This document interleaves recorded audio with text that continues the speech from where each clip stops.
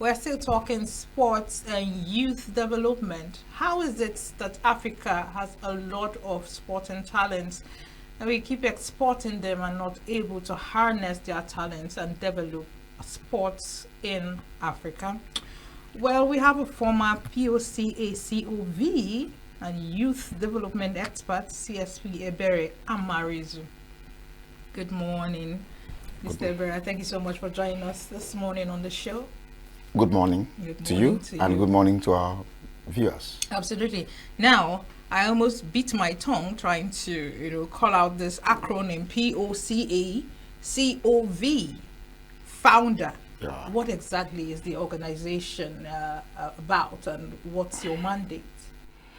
Yeah, that's an organization that I founded, but it's for the Nigerian Police Force. It's called Police Campaign Against Cultism and Other Vices, POCACOV. Okay. For the youth. It's a program that was, built, around our youth, sensitizing them and making them not really to go into the ways of misbehavior, misconduct, and all that. That's just there. All right. So the topic is sports and youth development. I already had this conversation with a guest that was here this morning, and his definition was, because I told him, I said, sports is a word we understand. Youth is another word we are familiar with. But when you talk about sports and youth development, what does it really mean? And he said it was using sports to develop and harness the youth so that they can contribute positively to the society. Do you share the same sentiment? And if you don't, what would be your definition of sports and youth development? Yeah, I think he's totally right, from the explanation he gave, because he cannot isolate our youth from sports. And sports has a lot, to give when it has to do with development. Yes. And development from all facets, not just one, not just two, we want to talk about development in terms of economic development or socio-economic development, health development, talks about infrastructural development and all that, and relationship and all that. So sports gives it all. It has answers to everything, that you tend. It has its solutions. In fact, we call sports as a problem-solving element. You use it to boost the economy. You use it to set things right. You use it to achieve mental worthiness. You use it, to boost your economy, like I've said. Use it also to unify the youth.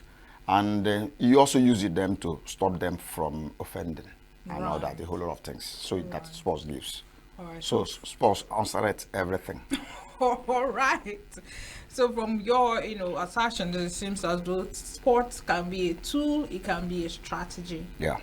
Now, as a policeman, and with your experience, and of course with you founding the POCACOV, Yeah.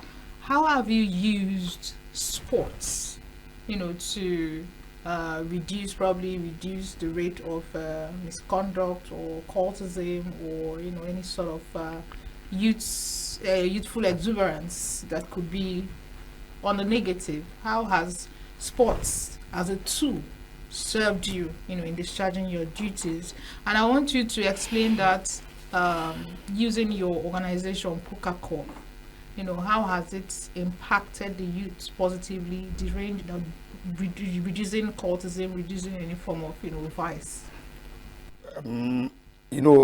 These questions would have just come up because, one, I have left POCACOV right now. Okay. Yes, but I founded it. So, okay, but you're no longer in charge. Yes, I'm no longer in charge. So maybe the charge would have also told you about that. Okay, but when you were there, yes. Now, what we're talking about, because we're looking at sports and youth development. Sorry to cut you short. I want to understand something. Is POCACOV, ingrained within the framework of the police force? Yes. Or is it a standalone organization? No, it's not a standalone organization. So it's within the framework of the police force. Yes. But I founded it. Good. Then they It was saw your it is good. brainchild. Yes, then also, Beautiful. so it was built then. But then we are talking about sports and youth development, right? Too. But how we can use the instrumentality of sports to steer up the youths, but probably stop restiveness, then boost our economy and make our cities fine. That's arrive at sustainable cities, Can you communities. tell us one success story? Yes, the success story is that one, mindsets were changed because it deals with value reorientation,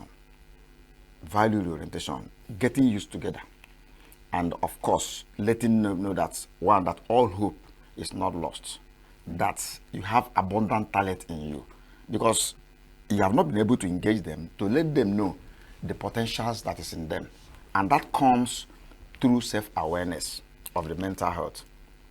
Through the engagement, you'll be able to be exposed to self-awareness, which enables you to understand your strengths, weaknesses, and opportunities. Then discover yourself and unlock your potentials. And unlocking these potentials are that you could be a table tennis player. You could also be a footballer. Not concentrating on that football alone. Like if you go now, people only think that what they have as sports is football. No. You can also discover that you can be a good swimmer. You can also discover that you can be a good cyclist. You can also discover that you can play table tennis, you can, practice taekwondo, and a whole lot of sports. And most of these sports, all of them, takes you, off the shores of this particular the country and all that. You just get it on a platter of gold. What is it? Something that is in you. But you need to understand yourself and know these enabling potentials that's in you too. So now, engaging them, making them to be self-aware, then was able to expose them into this understanding that they have these enormous potentials with them. So rather than waiting for somebody to be giving them, then they will now become self-reliant and become useful to themselves, and of course contribute immensely to the development of the society. All right. What I was actually looking at is for you to pick out a particular scenario. Let's say street children, for instance. We see a lot of street children, all across the state, maybe beyond the schools. You or your organization or your group has been able to pick out a particular street child that was tending towards probably armed robbery or cultism, and then put the child through a program, and now the child is gainfully employed. Do you have any of such success stories? I would want you to share it on this platform. The program is anchored on prevention. We have two things. We are looking at prevention. I asked you of your mandate. Yes, basically prevention, sensitizing, awareness creation. That is it. It's not as if that maybe you've just seen somebody that are involved in this, or people that have gone into offending. No. The issue is that you stop people, from going into offending. Yes, but this is what I want to get out of this. There are a lot of, demographics. Yeah. There are the school kids, even within that demographic, you have the primary, you have the secondary, you have those in tertiary institutions, Yeah. you have the street children, those in prisons. Basically, there are a whole lot of demographics. Are you concentrated on just school children? Or No. Okay. Or No, you they are also- targeted. The you program also is have- targeted. Targeted at who? Yeah, Do you have- targeted at young minds situated in those areas, low living area low living area. You know what I mean? So who don't Suburbs. yes, suburbs. That's a community driven program. Then because they attend their school too. That's where we look at those public schools. In the hinterland, we look at them. Then we also concentrate with the artisans. Look at the bus conductors, the drivers. Then other artisans On what like platform the do you get messenger. these people together? Yes. Conductors and Yes, you get them. They belong to the, they have a block. Like if we have a program now, for instance, then we get to National Union of Road Transport Workers. You get to Return, for instance, you get to Motorcycle Transport Union and this all that. Then you also get to butchers. They have them. You also get to the messenger. All of them have their unions. Then you can get them and look at those that are there and begin to find out. But the issue is that you cannot solve a problem when you have not identified the root cause of it. Sure. So our aim of engagement usually is to find out the cause of the matter. Yes, when you get the cause of matter, then you now begin now to know the approach you are going to roll out. And yes, those approach then must be sincere, and you begin to you begin to get them one after the other, because you need to hear the person out. Because somebody will be telling you maybe he was not well informed, maybe some other things happen, maybe there's a shift in the mood, there's a shift in mindset, a whole lot of things. So everything revolve around mindset. Anything that happens to human beings revolve around mindset, but all of them are a product of the brain. That's why when we talk about the brain health and all that. So when you're able to set them, then begin to find out, then provide something like a succor that tends to be alleviating that, giving the person the solution that the person tends to have. Then you begin to see that the person will no longer go. No person actually want to go into that. All right. Now, it's interesting you mentioned root cause analysis. So in the course of discharging your duties in this aspect, what are some of the root causes that you came across, while trying to help a particular demographic? You mentioned mindset. Are there other root causes? Yeah, we have a lot of things. When we want to talk about root causes of issues, then you look at the push and pull factors. Yes, they are centered around push and pull factors. Could you explain what that Now, means? the push and pull factors are the push, what is pushing the person into the crime to. And that push is gotten from external factors. Then while the pull is from internal factors. Can you Push and mention pull. those? Now, the internal factors is that, one, like the pull as internal factor, we look at, parental control. We look at then peer group influence. Then we look at family pressures, lack of support. There's no supervision, parental supervisions are not that. Like, right now, parents are always running for businesses and all that. You don't pay attention to your child and all that. Leave them to live on their own. You do not have time. You go to work in the morning, you are coming back in the evening, and you don't know what happens, what obtains. You don't come back, you don't ask questions, you don't supervise, and you don't have time. By the time you come back, you are already fagged, you are tired. Then you go to bed and sleep and wake up the following morning and move. Then I begin to pay attention to your work. There's no work-life balance in existence and all that. At the end of the day, the children grow up there and start behaving that way. Then have some behaviors that they have imported somewhere and we may not know because you're not paying attention to them until when they start manifesting. It might be dangerous within that time. So we have them there. Then the push factors will be the one that has a friend, what is seen outside.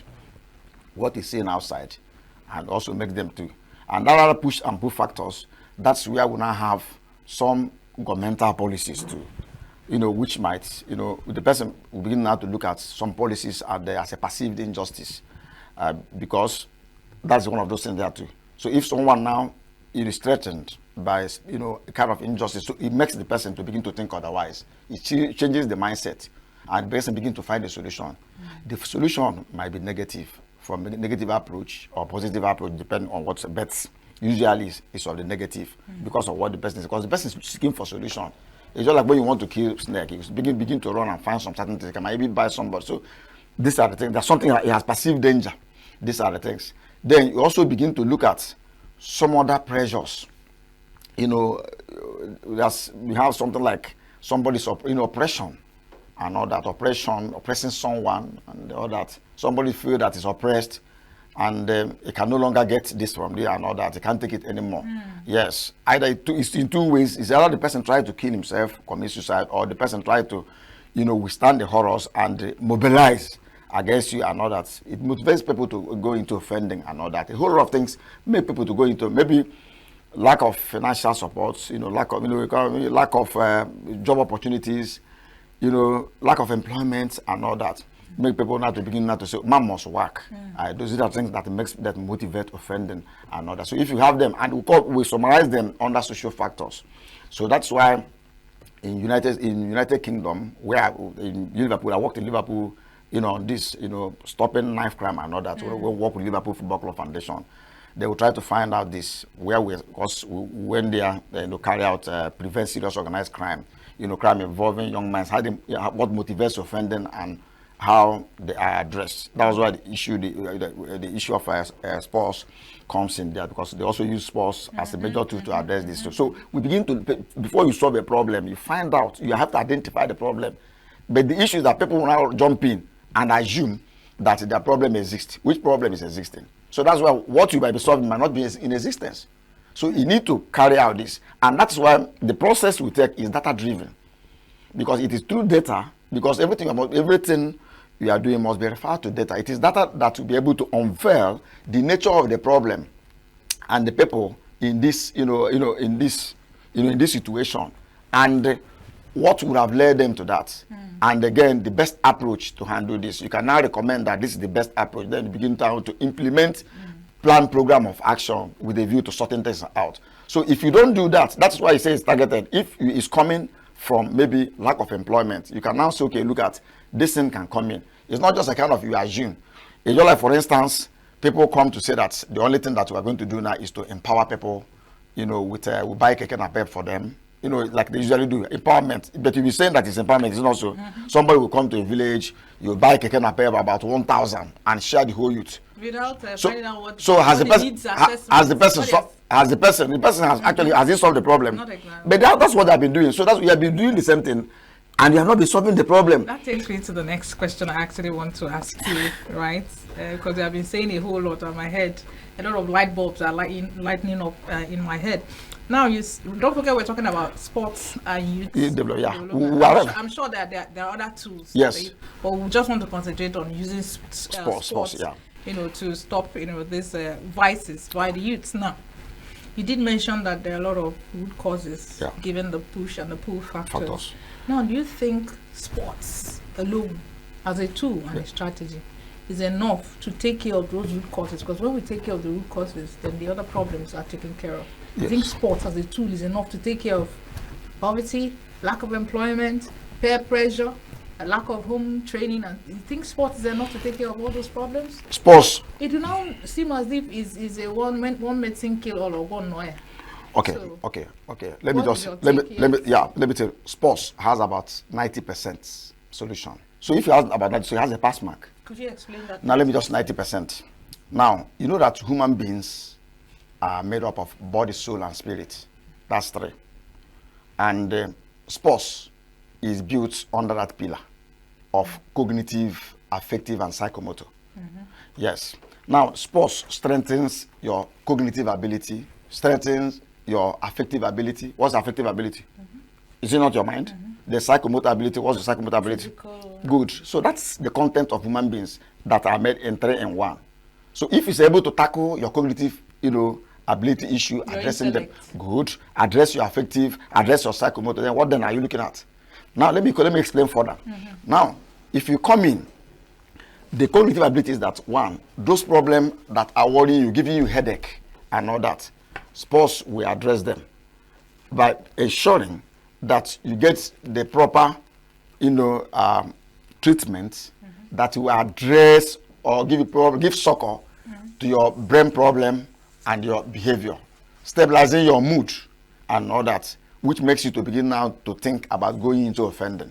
That's why sometimes you recommend sports for awareness. You can't get holistic well-being, awareness without touching sports. Sports is the thing that will just give you. Sports gives you about 90% of that.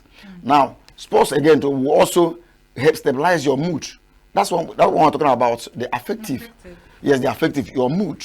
That's now begin now to see, because it is your mood that will now be something has happened to you, then has affected your mood.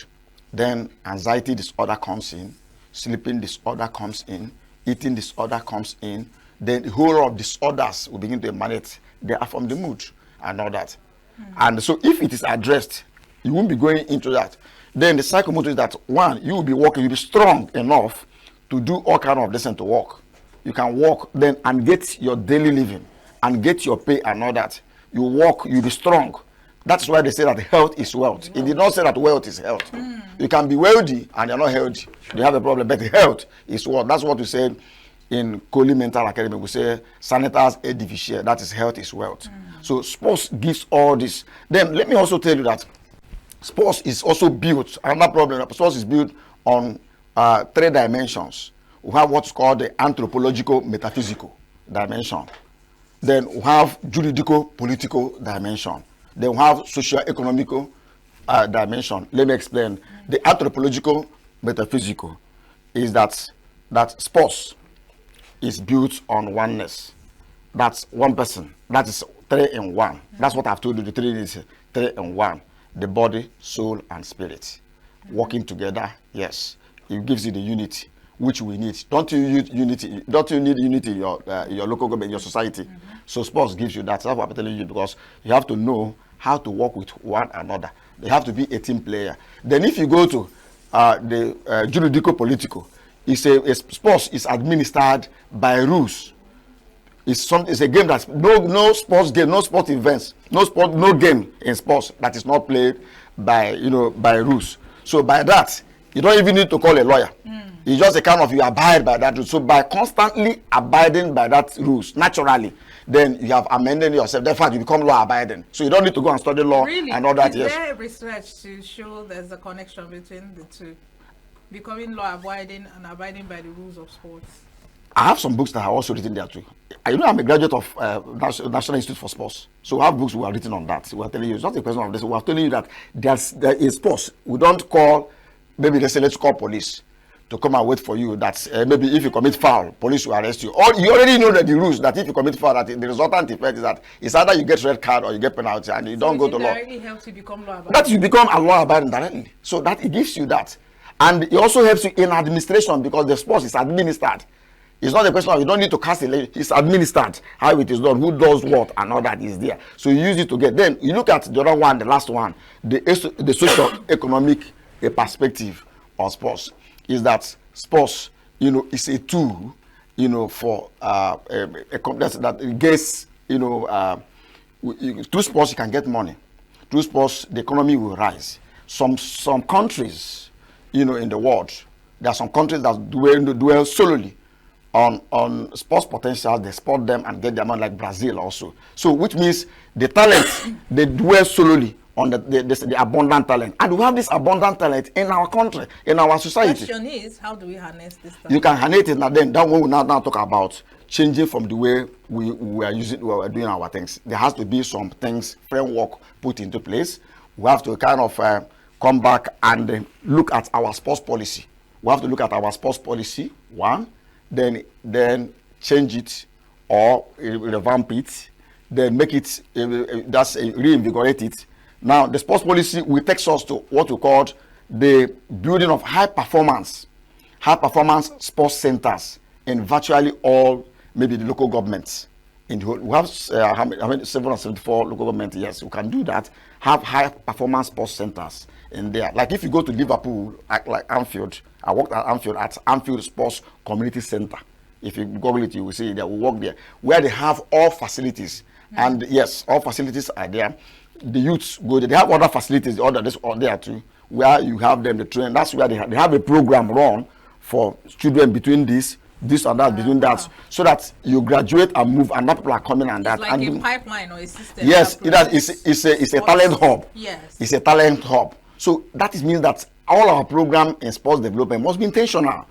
It must be intentional, it must be deliberate, it must be targeted. These are the things. It's not a question of, it doesn't happen accidentally. So which of them do you have here? The ones you run here are not sustainable. So you must have a sustainable and formidable sports program, well targeted, that is very, very constant, targeting people from social age and all that you get. Is there any advocacy in this aspect? Yes, to stakeholders, to government. We have started doing that, like with Cope and Live Mental Health Awareness Foundation. We've started. There's a program we are running. It is called Multi-Sports Activities, and multi-sport activities is for holistic experience and well-being. Holistic experience where we make children play more than 2 sports, more than 3 sports. Because each child in their developmental stage, you try to make them understand 2, 3, 4, 5 sports. They're supposed to be playing 3 sports for holistic experience and also for holistic well-being. So when they grow up with this, as somebody, they will now specialize in what. Not a question of you do not get them, but these things begins with the parents. The parents supposed to be, supposed to have little experience, but because the parents is the first teacher. The parents are the first teachers of their lesson. But you find out because of the job, they pay more attention to their, maybe to go and get something and come back. They are not always there to kick them. If you interview some of the players, they will tell you that the first coach they had is their parents. True. So you are not there. So it begins with, so it means that we have to bring all parents now to this awareness, to this knowledge. And that's exactly what we're trying to arrive at, using the instrumentality of multi-sports activities spearheaded by Cope and Live Mental Health Awareness Foundation and the Rangers Foundation. So there's a parent listening to you now and says, I want my child to be part of this Cope and Live Mental Health Awareness Foundation, multi-sports. How can a parent, register the child or the ward in this organization? First of all, the parents has to come first. Come to you can get us at www.copeandlive.foundation. Okay. www.copeandlive.foundation. Okay. Or you search us also at www.koliacademy.org. Okay. koliacademy.org. Okay. Yes, it's a school of mental health.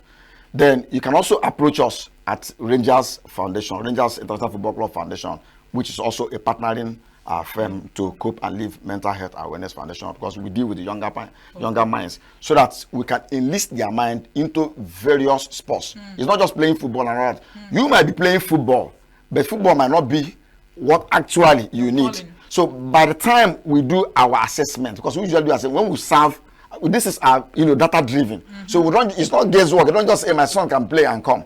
By the time we interface with your child, drop our destiny, we'll be able to know the kind of sports that your child wants. Maybe you are just wasting your time with the child, the type of sports that you want your child to play, but the child doesn't want that one to play. It's not like asking your child to go and study medicine when the child is not. But you will do, mommy, okay, since you have told me, let me go and study. But that is not the thing, and that's why we're having a lot of doctors that are taking people to mortuary. All right. That's a story for another day. Thank you so much, coach, trainer, Olympic sports administrator, founder of Poker Cove, Coach Ebere Amarizu. Thank you so much for coming to the program and adding color to our show this morning. You're welcome. Absolutely. All right, and that's the much we can take. Don't forget, we still want to hear from you. So go on over to our social media platforms at Signature TV Official. We want to know what you are thinking. All right, I'm still your host, Chigi Chiagoram, signing out from Signature TV Enugu Studios.